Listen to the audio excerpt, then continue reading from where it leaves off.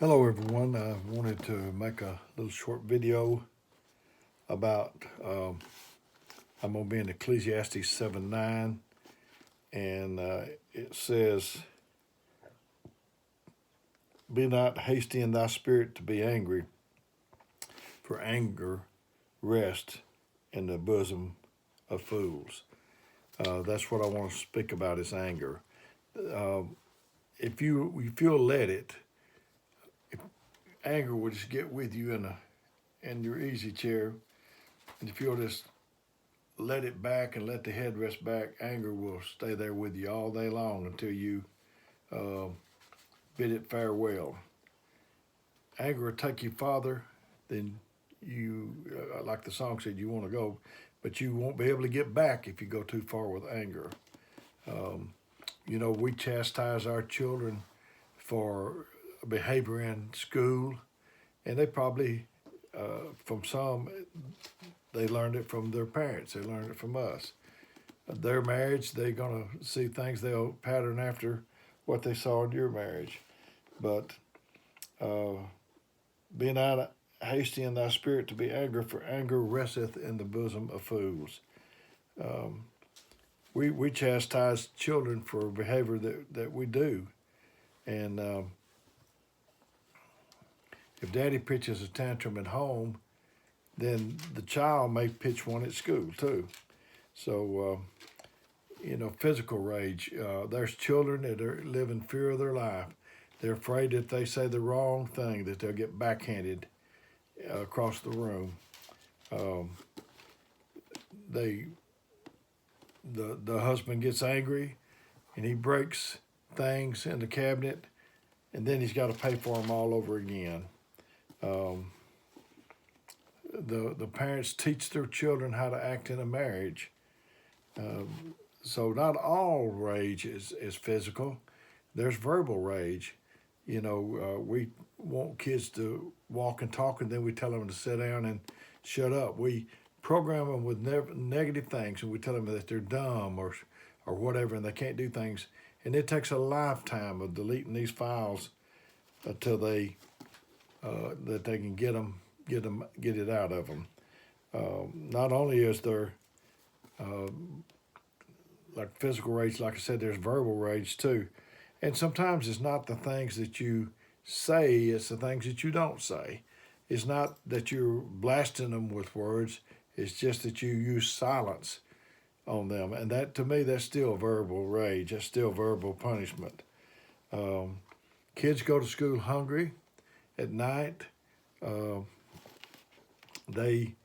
a lot of kids throughout the country will go hungry for food, but there's just a lot that goes hungry just longing for a word of encouragement from their parents or somebody, just a kind word. Um, and there's emotional rage. Um, Another tactic of the enemy is to get you tired. Um, I used to like to watch boxing. I don't know why I did, but anyway, there'd be a big old guy in the ring, a little bitty guy, and looked like the big guy's going to clobber the little guy. But the little guy just gets to running around the ring.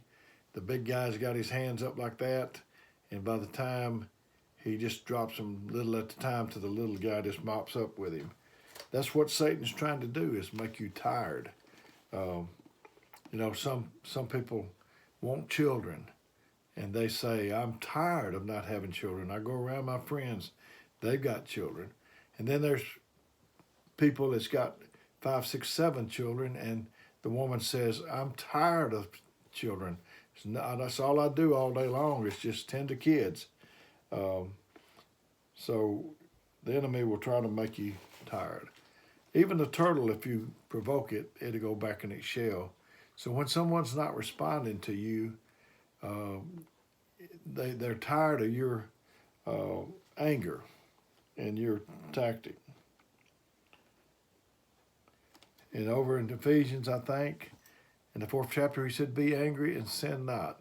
So he didn't say don't be angry and sin not. He said be angry and sin. Now,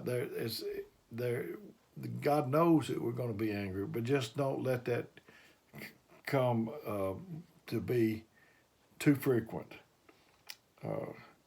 After the anger will give you bitterness inside, and anger will kill its landlord. You let anger rest in here, and it's going to kill you. You'll get bitter. If you don't kill anger, anger will kill you. And some people, you don't know what they're going to do. You have to walk around them like walking on eggshells. There's some people, when they come in the room, it's sunshine and roses. And some people, when they come into the room, it's thunder and lightning. So bitterness to kill you. If I have acid in my hand and I'm going to try to pour it on you, but before I can get there, the acid will eat up your hand. I used to be in pest control, and I've told this a lot of times on the floor, but we killed different things, and one thing we dealt with was mice. And if you said, can you take care of my mice? I'd say, yeah. And I'd say, I got these snap traps. And you say, oh, no, I don't want that. That breaks its neck. It's not human to me. It's inhumane or whatever. And I said, well, okay, I got these glue boards. They said, oh, no, that's not good. That they get stuck on there and it just pulls their little limbs apart. And I said, well, the only other option I got is bait. Well, that'll be fine. So what you do is you leave the bait, you come back and check on it at the required time, like a month or whatever. But say if I put the bait out and I'm just standing back watching for the mouse to come get the bait, it doesn't happen soon enough, I lose patience, and I say, well, I think I'll just take the bait. So I take the bait and eat it. And then I back up and I'm waiting on the mouse to die. You know, that is, I know what you're saying, that's pretty bad, but that's what we do. We take the bait and we're waiting on it to take effect with somebody else when it's not going to do it.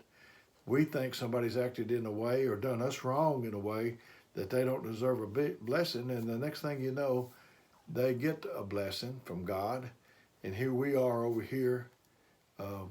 We don't get one because we've judged.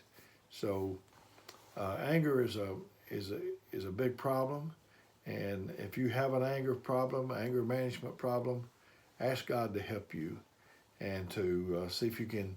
I know God wants you to do better, so I'm sure He will help you. I love you. I tell you what, it makes me I've always made me be nervous to be around people that flip a wig or whatever you want to call it. It said, it talks about temperance, and that's self-control. We are to be able to control ourselves. And it said in the Bible that he that hath no control of his own spirit is like a city that's broken down without walls. That's the way they used to defend their cities. Like Jericho, they had those walls up there that God had to let come down. So that is your defense. If you don't have temperance, if you can't control your anger, people can just come and walk right over you. So I think this is good for some people. This message probably wasn't for everybody, but for some, I think that you probably needed it, and I need to be reminded from time to time. Thank you very much.